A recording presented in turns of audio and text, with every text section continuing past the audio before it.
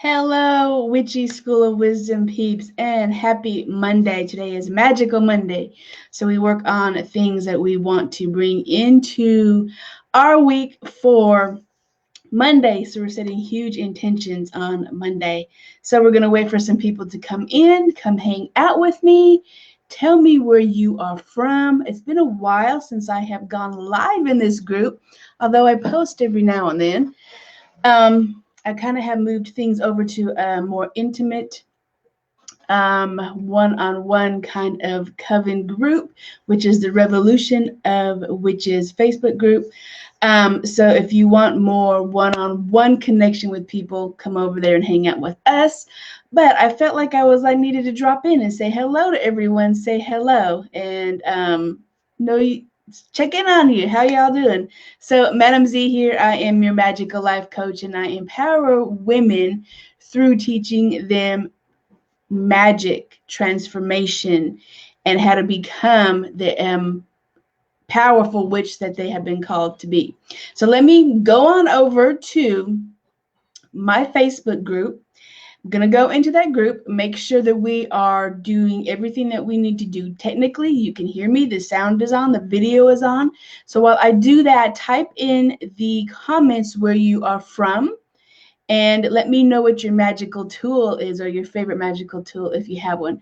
So as you're typing that, let me go over into the actual group and make sure we are live and we're supposed to be where we're supposed to be. And I think we're good. Hey, Netta's here. Hey, Netta. I'm waiting for the comments to come over on Be Live. Let's see. So we got 3 people watching. If you're here, say hello. It's been a while since I've been in the Facebook group, so I wanted to say hello to everyone and check in on everyone, see how everyone's doing. I know it's kind of a trying time for us. It's time for us to reconnect, to stay present in our magic, and stay connected. It's really important. That's why I wanted to go live and see how everyone's doing. So let's dive into this week's mini training. And we're going to be talking about the benefits of the Wheel of the Year and what the Wheel of the Year is. So as anybody here work with the Wheel of the Year? If they do, give me some hearts up, give me some thumbs up. Let me know if you work with the cycles or you know what the Wheel of the Year is. So I got my cute little cup today, which better have my coffee. I love this one. Sipping on coffee in the morning. I haven't even eaten lunch yet. So I wanted to come in and say hello. Let me check up on comments. So Netta was like, hell yeah. Yeah, Netta does. Netta is one of my students. So I'm so glad to see you here with me. So let's talk a little bit why it's important to work with the Wheel of the Year, what the Wheel of the Year means and what it is, and what the hell is a Wheel of the Year.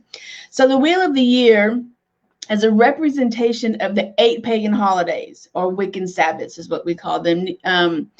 These are holidays that honor and celebrate the seasons and cycles of those who practice paganism, earth-based religions, Wicca, anything that's not really of Christian faith, I would say.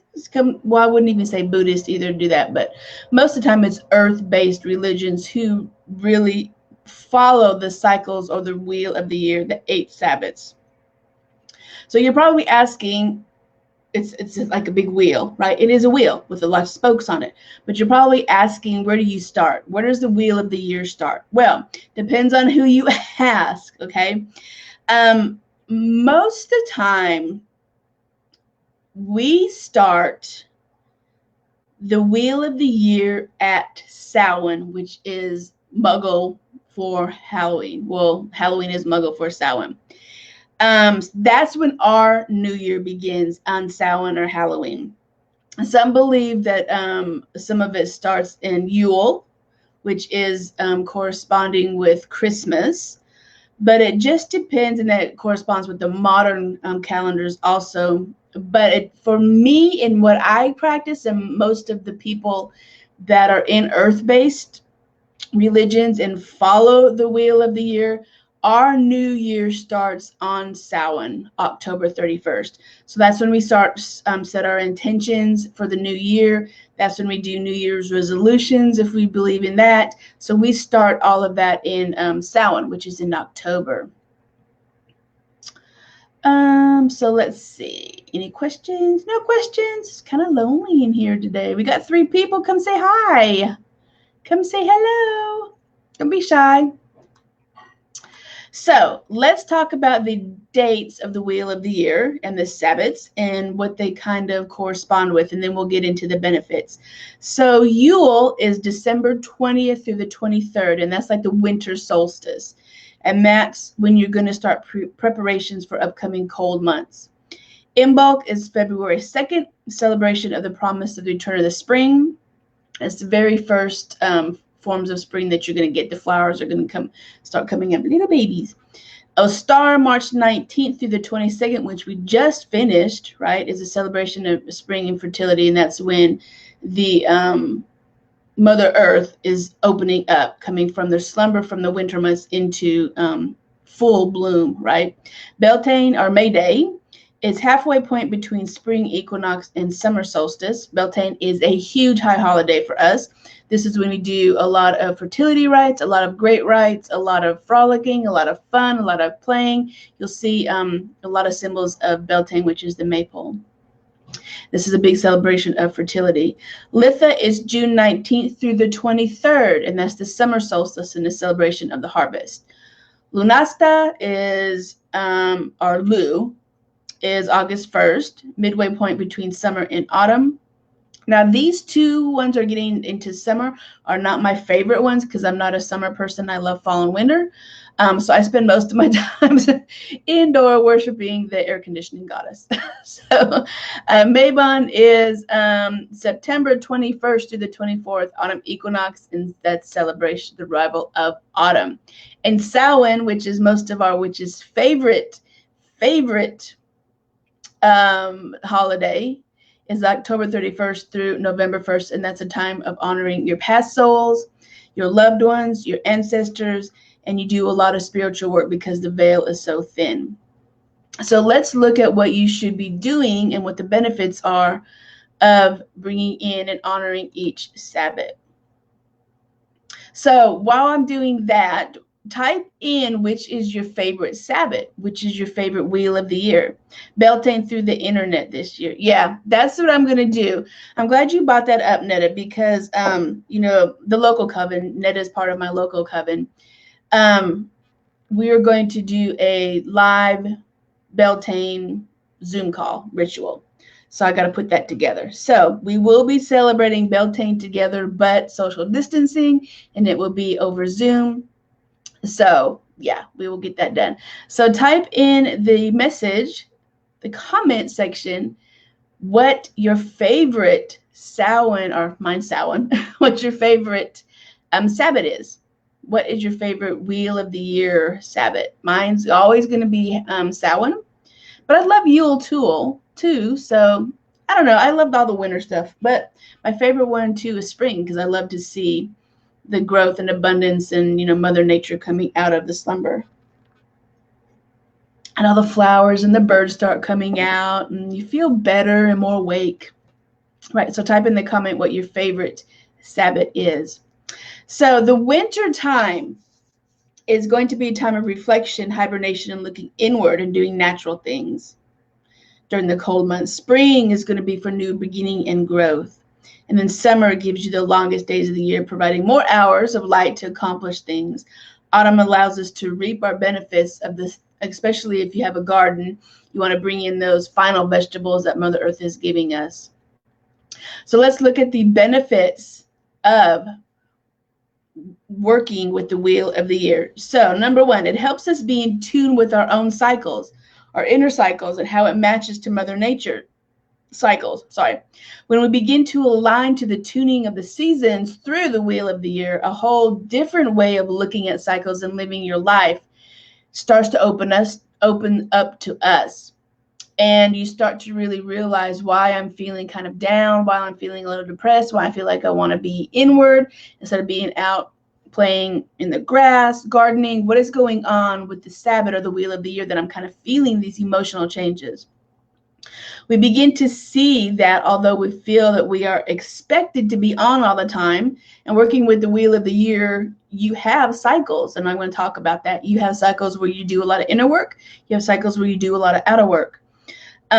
So this is not kind of a natural thing. We're kind of forcing it to be on all the time. As spiritual people, we work in the energy of ebb and flow, in and out, just like nature does. Sometimes nature is in full bloom. Sometimes she is just dormant and she's recovering, or she's starting to get her rest. So when she comes out again, she's fully rested. It's almost like hibernation, like a bear. We are cyclical beings, so we need to be in tune with Mother Nature and how she resonates with us. There's time to be in action, and there's time to rest and receive, which, I talked about. So let me check up on comments. Netta said, "Oh, Star is so far still deciding." Well, you have time to decide, and it may change. Just because you've picked one that you really resonate with, it depends on what's going on in your life, on how that resonates and how that shifts. So you don't have to stick with one favorite Wheel of the Year celebration. It will change. So number 2, learn to work with the season and flow of your life rather than pushing against what's going on and rushing through them. It's about surrendering. It's about trusting. It's about moving between active and receptive, creative and still, light and dark, yin and yang. Inhale and exhale, ebb and flow. We learn that no matter what challenges are facing us, it's not permanent. Just like what we're going through now, this too will pass. But we also need to look at what are we going to create after it's done, and what is, I'm watching a squirrel outside my window, which, it's springtime. So it's about holding on until the scenery changes, right? This is not permanent. Whatever you're going through is going to change. So as the wheel turns, the cycle of the wheel is going to turn into something positive. So if you turn to nature and you see that after winter must come spring, after a new moon must come a full moon. This happens in its own time, when the timing is supposed to be aligned, right? You can't force a flower to grow and bloom. So why do you really try to force ourselves into doing something that we need to do that's not aligned with Mother Nature? So be in tune. Know what the life cycles are of the Wheel of the Year. Should you be inside? Is it okay to be inside and just want to time to reflect? I don't feel like doing any masculine energy. I want to do inner work. It's okay. You don't have to be pushing forward the entire time of the Wheel of the Year. So number 3, embrace your archetype that is associated with each turning of the wheel. Each turning of the wheel has a specific archetype. For the winter months, you're going to have crone energy, which is your wisdom, your older kind of energy. Your spring ones are going to be Beltane archetypes, which is going to be your spring goddesses, like Ostara, right? Like, oh my gosh, Bridget. I can't believe I forgot her name. Bridget, right? Anything of your May Day or spring goddesses. Flora is a wonderful spring goddess. So those type of archetypes of type of energy is what you want to embody through the Wheel of the Year. Hecate is going to be your Samhain or Halloween one. Okay. Your sun goddess is going to be, she's a Japanese sun goddess, and I forgot her name. But, and then Lu is going to be associated with the god Lu, because anything that has to do with summer is masculine. So you're going to be working with the masculine archetypes. So it's an opportunity to come in tune, in harmony with the certain energies of these archetypes, and how the themes and how the energy correspond with what you should be doing. There's a lot to learn. There's so much more stuff we can go into. Just return to nature, be in tune with the cycles and how that is really working with how you are feeling, and go with the flow. Don't try to push when you should be doing inner work, and vice versa. It will be so much better for you when you are working in tune with the cycles, with Mom Gaia, and what is going on with Mother Earth and with yourself. So, any other questions? So, yep, she's showing up now. So, this is module 2 that's going to drop on Monday for my Accelerated High Priestess program. The first module has already dropped. The second one is going to be dropping on Monday, and I go into depth a lot about the Wheel of the Year, the timing, the cycles, the celebrations, rituals. So if you want to go more in depth with the Wheel of the Year, I invite you to start working with that Wheel of the Year and sign up for my Accelerated High Priestess program that the second module drops on Monday. That is a 13 module course. So it accelerates your High Priestess energy, because more than now, we need women to step into their own power, to change and manifest this new type of reality that's going to be coming in as soon as the coronavirus is over with, or the situation, what we're going through. So we need healers now. When I was studying, I had to do the whole year in a day. We do not have time for a year in a day. We need to get these high priestesses trained, motivated, running, and doing their witchy work, because we need healers as this new world or the new reality comes into existence. So we accelerate your high priestess energy with the cycles of the moon, with oh my gosh, spell casting. Let me see what all is in here. Oh my goodness, I totally forgot what's in here.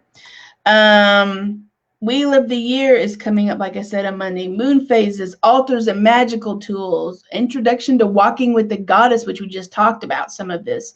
Circle casting, protection, manifesting through spell work, ancestor altars, which is associated with Samhain. Introduction to elemental magic, which is huge. Herbal magic, crystal magic, moon rituals. Tons of rituals is in this one. Candle magic, and then you get a whole bunch of Wheel of the Year actual live rituals that I did. So that Wheel of the Year, this is the first degree one. I'm going to be working on second degree and third degree, but this is your first degree high priestess. So this is for baby witches who want to have been called into doing high priestess work. And this is also for witches who want to go back to basics and want to, because a lot of times we forget the joy of being in magic, and we're like, I need to go back to basics again. I need to get witching again. So sign up below. We have payment plans available. We have Facebook groups. You'll get coaching with me, 13 modules, lifetime access to everything. This does not go away. You'll become a certified high priestess under this. And first module is already dropped, so you already have access to that once you sign up. I will put a link. There's a link across the leaderboard at the bottom right there, but I'll put an actual link in there where you can join us. Okay, that starts on Monday, but you can sign up right now and have access to module 1, and I'll put you in the Facebook group. All right, my sisters, witch on, and don't forget to work with the Wheel of the Year energies. Blessed be everyone.